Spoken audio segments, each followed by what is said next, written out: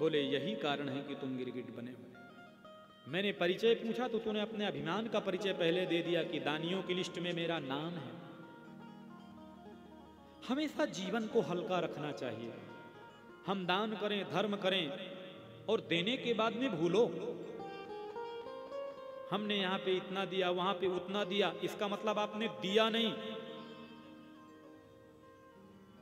छोड़ा है केवल। और यदि दिया होता तो नेकी कर कुआं में डाल, उसका विस्मरण होना चाहिए। और भागवत का सिद्धांत है कथा सुनने के बाद में, दान धर्म करने के बाद में जीवन कैसा हो। तो लिखा है तृणादपि सुनीचेन तरोरपि सहिष्णुना अमानिना मानदेन कीर्तनीय सदा हरि। कथा सुनने के बाद में जीवन कैसा हो? बोले तृणादपि सुनीचेन तरोरपि सहिष्णुना, तिनके के समान हल्का होना चाहिए। और तरोरपि सहिष्णुना, जीवन सहिष्णु कैसा हो? पेड़ पे कोई पत्थर भी मारता है तो पेड़ पत्थर नहीं लौटाता, उसके बदले में फल ही देता है। यद्यपि कोई ऐसा पत्थर नहीं मार रहा हमें, लेकिन कभी कोई काल में कह भी दिया तो भूल जाओ उसे।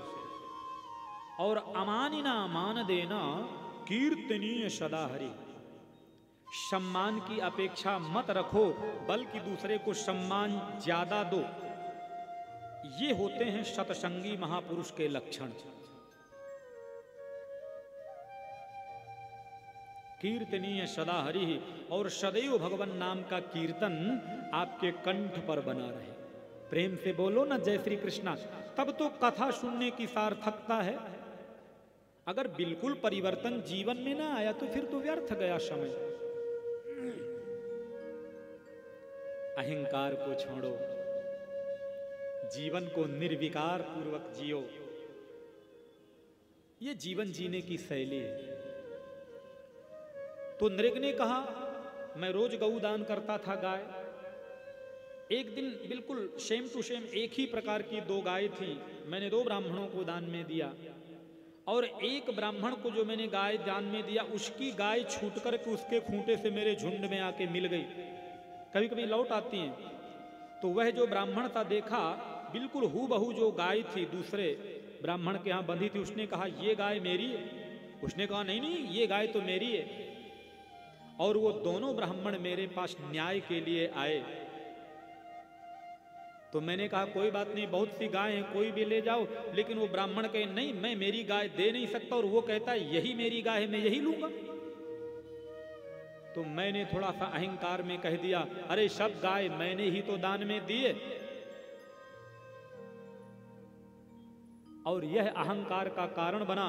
उसी क्षण उस ब्राह्मण ने कह दिया पहले तुम गाय दान में देते हो और तुम न्याय ना कर सके, गिरगिट के समान रंग बदलते हो, जा तेरा जन्म गिरगिट का हो जाए। वही कारण था मैं गिरगिट बना। उस ब्राह्मण के सामने गिड़गिड़ाया तो उस ब्राह्मण ने कहा जो होना था सो हो गया, लेकिन चिंता मत करो, श्री कृष्ण का स्पर्श होगा और पुनः तुम अपने स्वरूप में आकर के प्रतिष्ठित हो जाओगे। शास्त्र में वर्णन आता है कि ब्राह्मण का अपमान नहीं करना चाहिए। ब्राह्मण का धन भी कभी खाने की इच्छा नहीं रखनी चाहिए।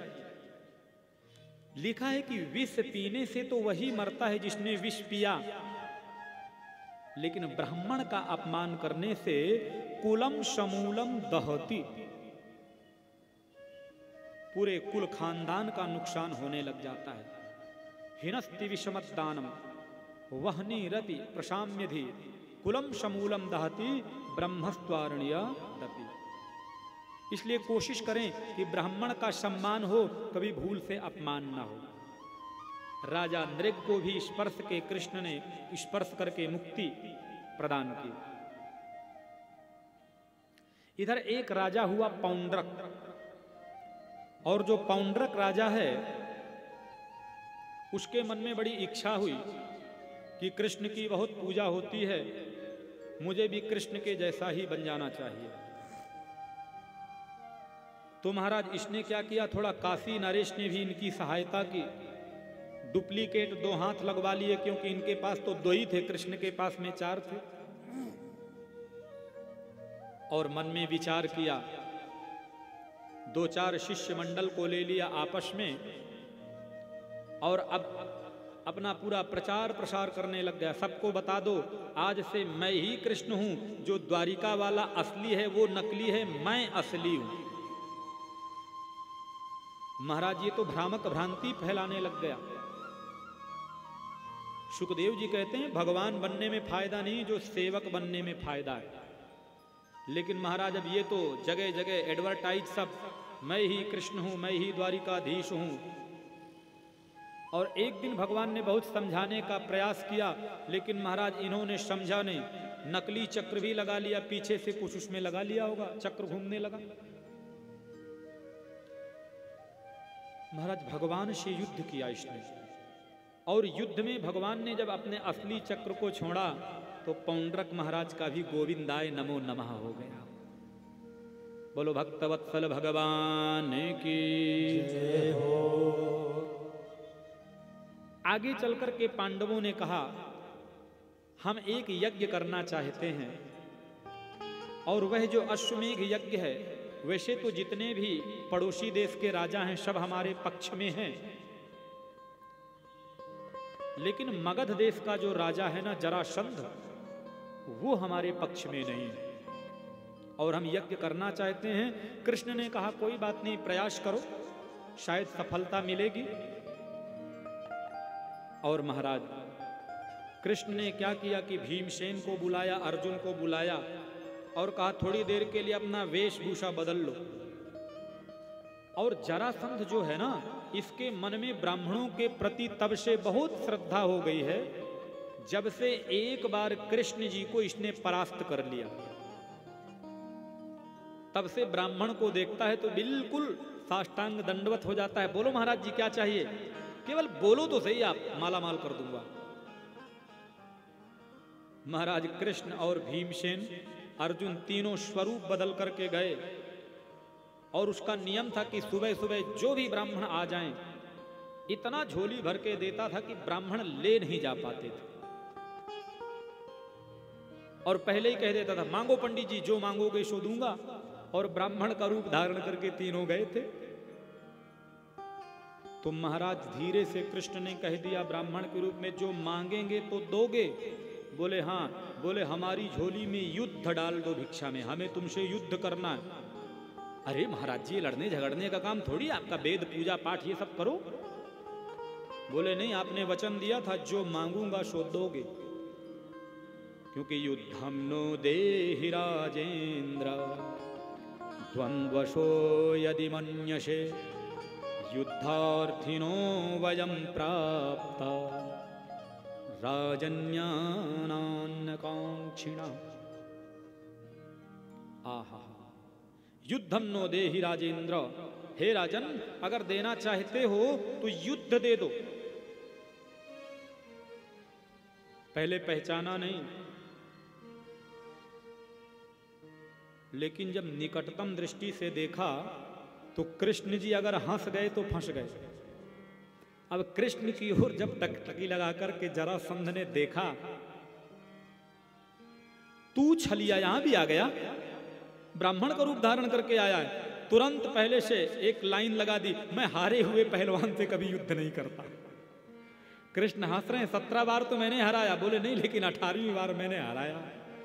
उसको लगा अगर कहीं फिर से मैं हार गया कृष्ण से 19वीं बार, तब तो यह जो जीत की मुहर लगी है खत्म हो जाएगी। और स्पष्ट कह दिया कि अयम तु वयसा तुल्यो नाति सत्यो नमे शमः अर्जुनो न भवेद योद्धा भीमस्तुल्यो बलो मम। कृष्ण मैं तुमसे युद्ध नहीं करूंगा, तुम वेश बदल के आए हो। नहीं नहीं, आइए युद्ध कर लीजिए। बोले नहीं, तुम तो हार चुके हो। तो कृष्ण भीमसेन की ओर इशारा करते हैं, देखो मैंने 17 बार इसको हराया, उसको नहीं याद करता, और एक बार मैं ब्राह्मणों के रक्षार्थ जानबूझ के हार गया, तो जब देखो उसी का बखान करता। और कह दिया कि अर्जुनो न भवेद योद्धा, ये अर्जुन दुबला पतला कृष्ण का ये क्या लड़ेगा मेरे से। भीमस्तुल्यो बलो ममः, भीमसेन ही ऐसा है जो मेरे से युद्ध कर सकता है। कृष्ण ने नजरों को घुमाया, भीम भैया आपको पाश किया। तो महाराज तुरंत भीमसेन तो अपनी ताल और हाथ दोनों ठोकने लग गए, आजा किस मैदान में आएगा।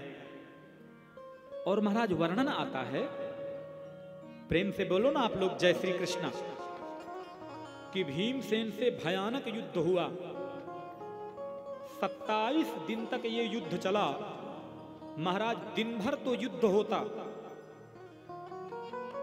खूब मारधाड़ होती, लेकिन देखिए कैसे धर्म युद्ध होते थे। और शाम को वही जब युद्ध विराम होता सूर्य अस्त के समय, तो वही जरासंध खूब आव भगत करता था। जहां जहां चोट होती वहां हल्दी लगाते, जो भी उस टाइम की औषधियां होती थी, गाय का घी लगाता। और भीमसेन की, कृष्ण की, अर्जुन की खूब सेवा करता, खूब काजू बादाम के भोजन। और जैसे ही पुनः सूर्योदय फिर युद्ध, तो एक दूसरे के जान के शत्रु। ऐसे धर्म युद्ध हुआ करते थे पहले नियम से।